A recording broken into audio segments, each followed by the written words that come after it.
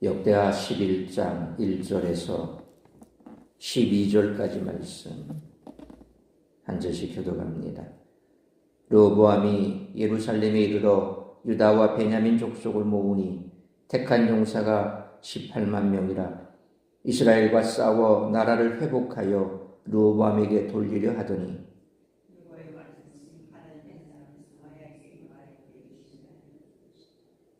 솔로몬의 아들 유다왕 르호보암과 유다와 베냐민에 속한 모든 이스라엘 무리에게 말하여 이르기를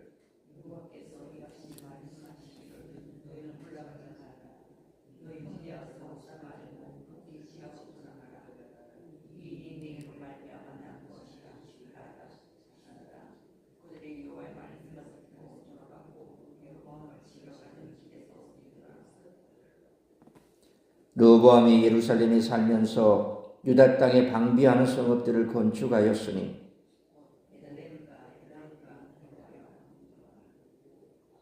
벳술과 소고와 아둘람과 아도라임과 라기스와 아세가와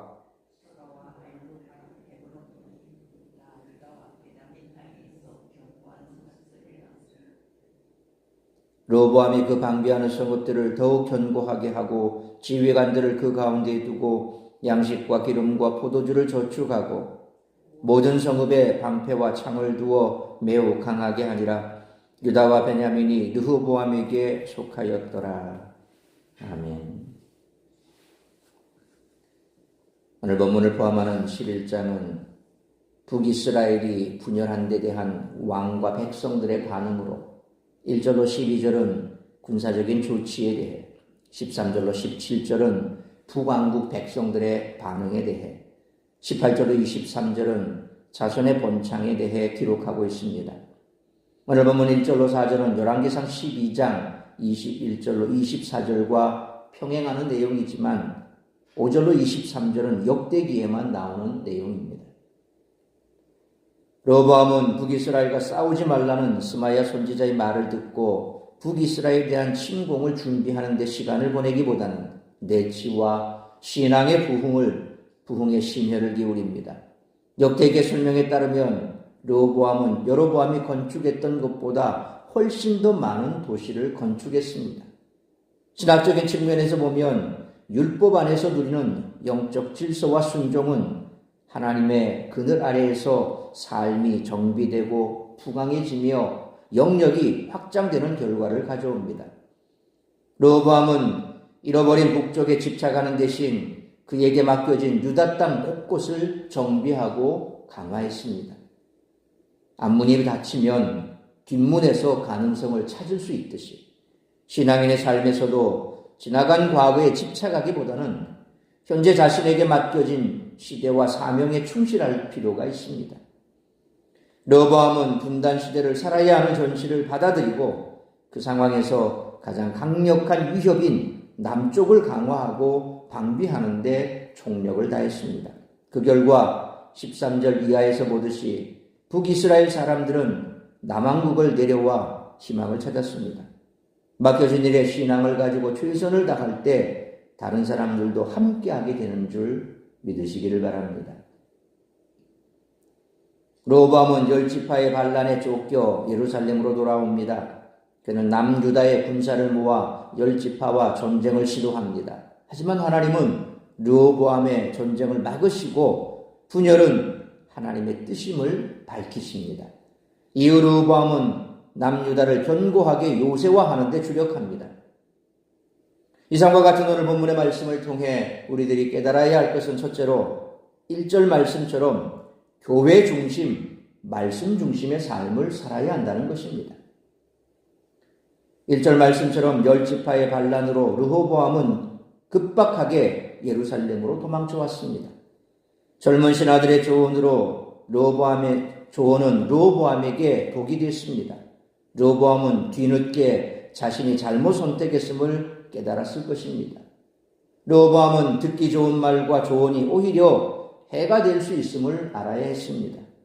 자신의 생각과 마음에 맞지 않더라도 충언은 듣고 경청하는 자에게 유익이 됩니다. 예루살렘으로 쫓겨온 르호보암은 반역한 10지파를 무력으로 진압하고자 시도했습니다. 18만 명의 군사로 전쟁을 준비했습니다. 그는 계속해서 강경책을 택했습니다. 르호보암의 강경책은 전쟁의 위기로 치닫고 있었습니다. 한편 유다와 베냐민 지파가 다윗 왕조를 떠나지 않았던 이유는 그들이 예루살렘 주변에 거주했기 때문입니다. 10지파는 예루살렘 북쪽 경계 지역에 위치했지만 베냐민 지파는 남유다 경계 지역 안에 거주하고 있었던 것입니다. 그러므로 교회 중심, 말씀 중심의 삶만이 하나님의 선하신 인도하심을 받게 됨을 항상 기억하고 교회 중심, 말씀 중심의 삶을 살아가는 우리 모두가 되시기를 축원합니다. 두 번째로 2절로 4절 상반절 말씀처럼 성도는 언제나 먼저 하나님의 뜻을 구해야 한다는 것입니다. 2절 말씀처럼 동족 상잔의 피비린내 나는 전쟁이 시작되기 전 하나님은 선지자 스마야를 르호보암에게 보내셨습니다. 하나님은 르호보암이 전쟁을 일으켜 동족 상잔의 피를 흘리는 것을 원하지 않으셨습니다. 같은 민족의 적대 관계와 일촉즉발의 위기가 하나님의 선지자의 말씀으로 해결되는 것은 놀라운 일입니다. 백성들이 분열하고 대립하는 상황에서 해결책은 하나님으로부터 주어진 권위 있는 말씀에 있는 줄 믿으시길 바랍니다. 하나님은 3절로 4절 상반절 말씀처럼 선지자를 통해 유다와 북이스라엘의 전쟁을 금하셨습니다. 르호보암은 무력으로 반란을 진압해 통일을 꾀했지만 하나님의 뜻은 달랐습니다. 르호보암은 하나님께 묻지도 않고 전쟁을 시도했습니다. 하나님이 선지자를 보내지 않으셨다면 르호보암은 전쟁을 강행했을 것입니다. 그는 이전에 백성들의 요구를 들었을 때도 하나님께 묻지 않았습니다. 하나님께 묻지 않으면 큰 낭패와 어려움을 당합니다. 진정한 신정 정치는 언제나 먼저 하나님의 뜻을 구하는 것입니다. 다윗은 일생 동안 하나님께 물었습니다. 그러나 르호보암은 중요한 일을 결정할 때 인간의 판단을 의지했습니다. 하나님께 물으면 형통하고 하나님께 묻지 않으면 낭패를 당하는 것입니다. 그러므로 언제나 어떤 결정과 행동을 하기 전 먼저 하나님께 기도하고 하나님께 뜻을 묻는 우리 모두가 되시기를 축원합니다. 세 번째로 4절 하반절로 12절 말씀처럼 성도는 앞문이 닫히면 뒷문에서 가능성을 찾을 수 있어야 한다는 것입니다. 하나님이 전쟁을 막으신 까닭은 이스라엘의 징계가 하나님의 뜻이었기 때문입니다. 4절 하반절 말씀처럼 르호보암은 하나님의 뜻에 순종하여 자신의 계획을 포기했습니다. 르호보암은 5절 말씀처럼 남북 분열이 하나님의 뜻임을 인정하고 남유다의 국방에 치중했습니다. 참고로 5절로 23절까지는 열왕기에 등장하지 않는 내용입니다. 역대기 저자는 르호보암이 18만 군대를 동원해 북이스라엘과 전쟁을 벌이려 하다가 선지자 스마야가 선포한 하나님의 말씀을 듣고 유다로 되돌아온 것으로 사건을 일단락했습니다.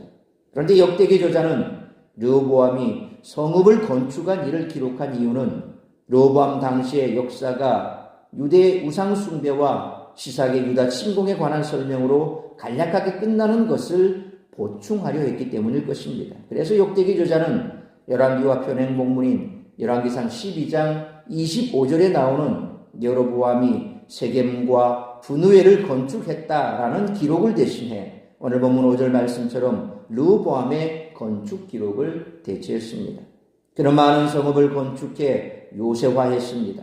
6절 말씀처럼 베들레헴과 에담과 드구아는 예루살렘 남쪽에 가까운 성읍들로서 예루살렘을 방어하는 중요한 요새들입니다. 7절 말씀처럼 벳술과 소고와 아둘람은 베들레헴과 에담과 드구아를 방어해주는 성읍들입니다. 8절 말씀처럼 가드와 마세사는 서쪽 블레셋의 침공을 방어해주는 성읍들입니다. 9절 말씀처럼 아두라임과 라기스는 남쪽 애굽의 침공을 방어하는 성읍들이고 10절 말씀처럼 소라와 아얄로는 북이스라엘의 경계에 위치한 성읍들입니다.